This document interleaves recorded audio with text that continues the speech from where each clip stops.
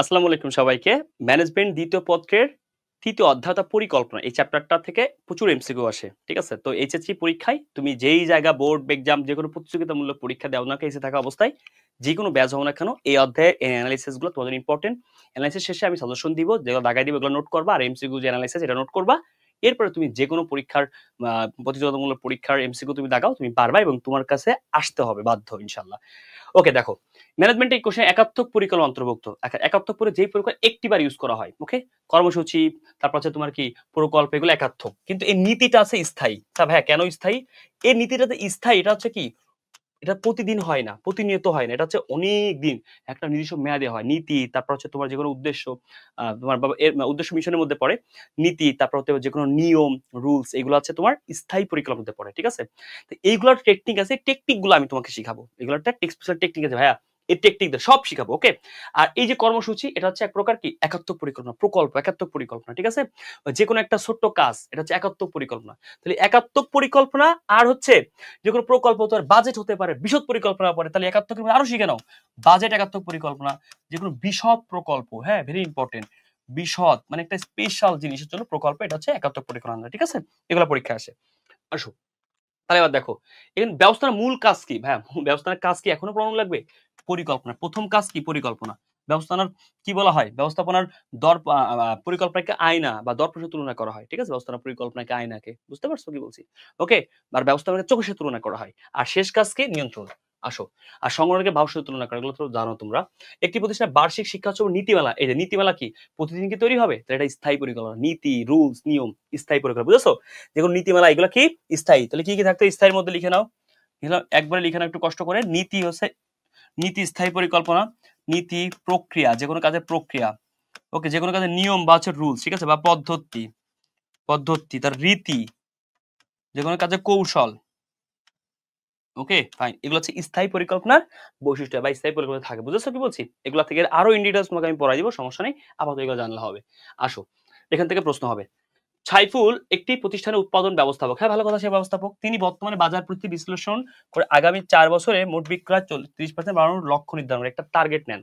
কিন্তু টার্গেট নিচ্ছেন, এটা একটা কি আগামী বছর বাড়াবে, তা কি তার একটা লক্ষ্য, ড্রিম, ঠিক আছে? তার একটা মিশন, তার একটা ভিজুয়াল। ওকে, বলে না ভিশন ৪১ ২০০০, তার একটা মিশন, টার্গেট, লক্ষ্য আমার এই পর্যন্ত যেতে হবে। তাহলে ওই পর্যন্ত যেতে হবে, এটা তার টার্গেট, লক্ষ্য। ক্লিয়ার? Okay fine.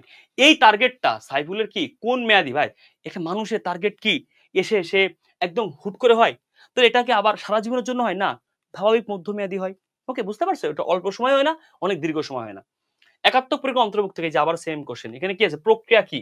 যেকোনো কাজের প্রক্রিয়া, স্থায়ী পরিকল্পনা একটু আগে পড়াইছিলাম, তো এই দুটো হচ্ছে একাত্মক একাত্মক পরিকল্পনা।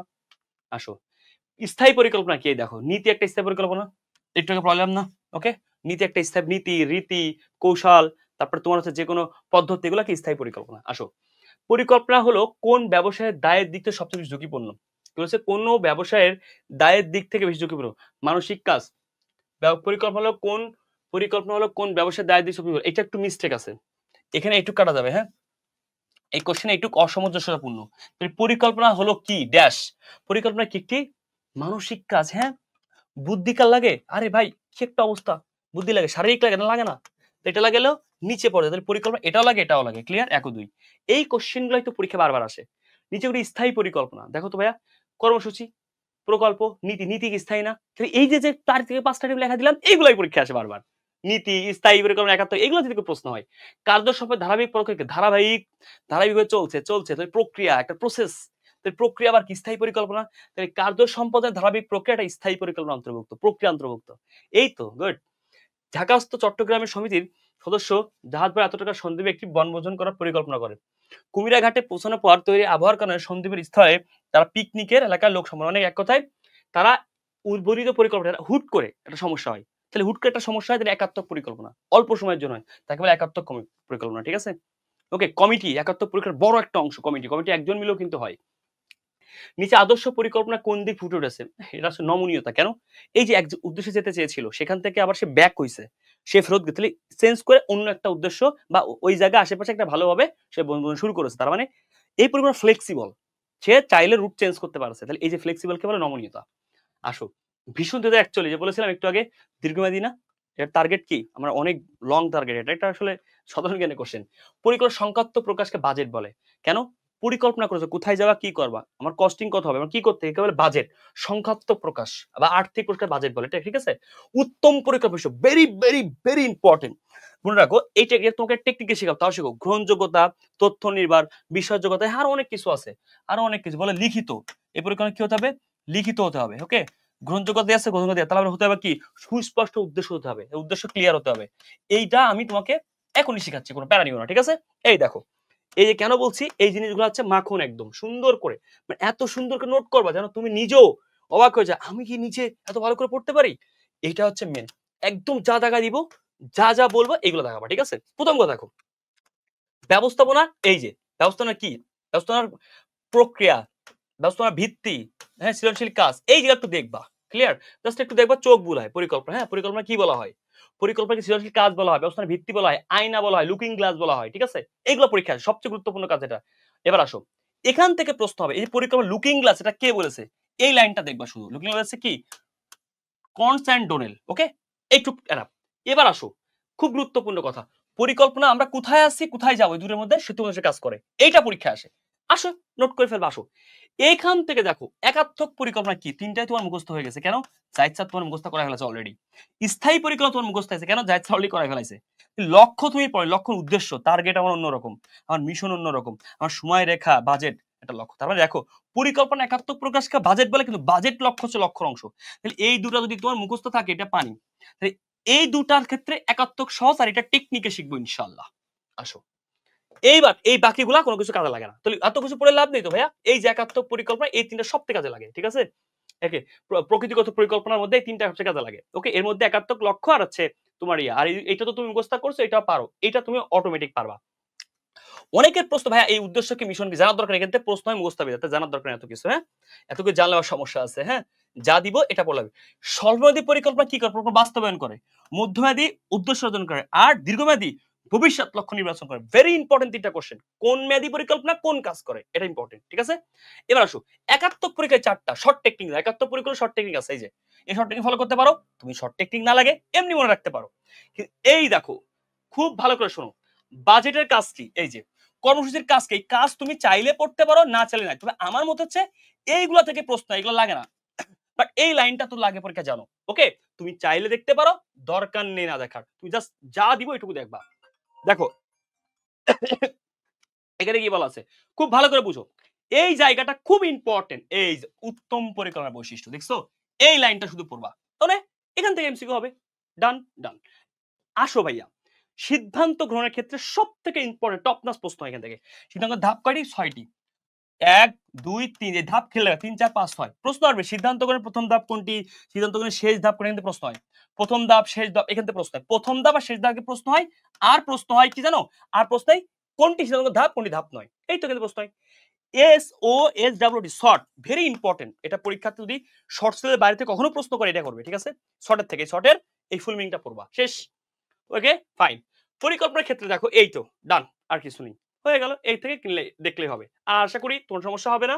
তো এরপরে যে কোশ্চেনগুলো আছে আমরা দেখার ট্রাই করি, দেখো তুমি পারো কিনা। সব যা দেখা দিলাম এর মধ্যে থেকে কোশ্চেনগুলো হয়, একদম বিশ্বাস করো। গ্রহণযোগ্যতা কিসের বৈশিষ্ট্য?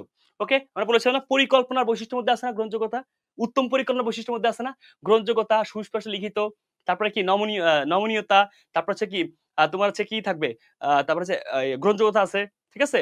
এই যে যে জিনিসগুলা, এগুলো উত্তম পরিকল্পনার বৈশিষ্ট্য। কোনটি কোন কাজকে ব্যবস্থাপনা সকল কাজে ভিত্তি বলা হয়? এটা কি প্রমাণ লাগে? পরিকল্পনাকেই তো সকল কাজে ভিত্তি বলা হয়। একটু দেখে এসেছি আমরা। আমরা কোথায় আছি এই কোশ্চেন দেখে এসেছিলাম। দেখছো? এই যে এইচএসসি কোশ্চেন। অথচ আমার যে বইটা দাগা দিলাম ওটা আমার অ্যাডমিশনের বই। ওখানে এত সুন্দর করে সাজাইছি যাতে এইচএসসি বইয়ের বেসিকটা না পড়া লাগে। যে এইচএসসি বইয়ের যত অংশ ওই বইতে দেওয়া আছে সেই কোশ্চেনগুলো তোমাকে আমি দাগা দিছি বেছে, বেছে, হ্যাঁ? আমার নিজের বই, এজন্য আমার জন্য সুবিধা হইছে। এটা পারো না? এটা পারো। ব্যবস্থাপনার কোন কাজ চিন্তনশীল প্রক্রিয়া? কত পড়াবো আর এই কোশ্চেন? জনি ব্যবসায় করতে ইচ্ছুক, ব্যবসার শুরুতে কি গ্রহণ করতে হবে? তো ১ম এ কি করতে হবে? পরিকল্পনা গ্রহণ করতে হবে। পরিকল্পনার সীমাবদ্ধতা কি? ওই যে পরিকল্পনার সীমাবদ্ধতাকে তোমাদের স্ক্রিনশট দিছিলাম কিনা জানি না, না দিলে মনে রাখো। অনমনীয়তা, নমনীয়তা যদি পরিকল্পনার বৈশিষ্ট্য হয়, তাহলে অনিয়মিততা কি? সীমাবদ্ধতা বা খারাপ। আসো, পরিকল্পনার অভিপ্রেত ফল কি? লক্ষ্য। তো ২ টা কোশ্চেন শিখবা। পরিকল্পনার অভিপ্রেত ফলকে বলে লক্ষ্য, পরিকল্পনার সংখ্যাত্মক প্রকাশ করে বাজেট। তো পরিকল্পনার সংখ্যাত্মক প্রকাশ করে বাজেট, অভিপ্রেত ফলকে বলে লক্ষ্য। ওহ গুড। সিদ্ধান্ত গ্রহণ, ও ভাইয়া একটু আগে তোমাকে পড়াইছিলাম মনে আছে সোনা পাখি? এই সিদ্ধান্ত ধাপ আমি দেখলো দাগায় দিলাম, সেগুলাই তো প্রশ্ন একটা। সিদ্ধান্ত ধাপের তে বলছিলাম প্রথম ধাপ আসবে, লাস্টের ধাপ আসবে, শেষ ধাপ আসবে, আর নিজে কোনো ধাপ নয়, এগুলো আসবে, বুঝেছো? সেইগুলা দেখো পরীক্ষা এখানে এসেছে। এগুলা তোমার পানি, এখন তুমি একটু দেখলেই পানি হয়ে যাবে ইনশাল্লাহ। পরিকল্পনা পূরণের পদক্ষেপ কি? পরিকল্পনা বিভিন্নভাবে গ্রহণ করা যায়, দেখে নিবা। স্থায়ী পরিকল্পনা এটা পারো। প্র্যাকটিস সিদ্ধান্ত গ্রহণের এই যে বলেছিলাম সিদ্ধান্ত গ্রহণের প্রথম পদক্ষেপ কোনটি, মিলেছে? ঢাবির 18-19 দেখছো? একটু আগে বলেছিলাম যে সিদ্ধান্ত প্রথম ধাপ, শেষ ধাপ আসে। মাঝের থেকে বলে না 3 ধাপ, 4 ধাপ কোনটি? মাঝের থেকে শুধু বলে কোনটি ধাপ না এরকম। তাহলে 6টাই তোমার মুখস্থ রাখতে হবে। আসো পরিকল্পনা প্রথম ধাপ কোনটি? আহা ভাইয়া পরিকল্পনা সুবিধা, পরিকল্পনা ধাপ বা স্টেপ থেকে পড়বা, শেষ ওই স্টেপটা দেখবা, শেষ হয়ে গেল। এই যে প্রথম ধাপ হচ্ছে সুবিধা বা শনাক্তকরণ। পরিকল্পনা গ্রহণ করতে গেলে আবার কিছু ধাপ মেইনটেইন করতে হবে। ভার্সিটি কোশ্চেন এখন দরকার নেই, এগুলো এখন দরকার নেই। ক্লিয়ার? ব্যবস্থাপনা দর্পণ বলা কাকে?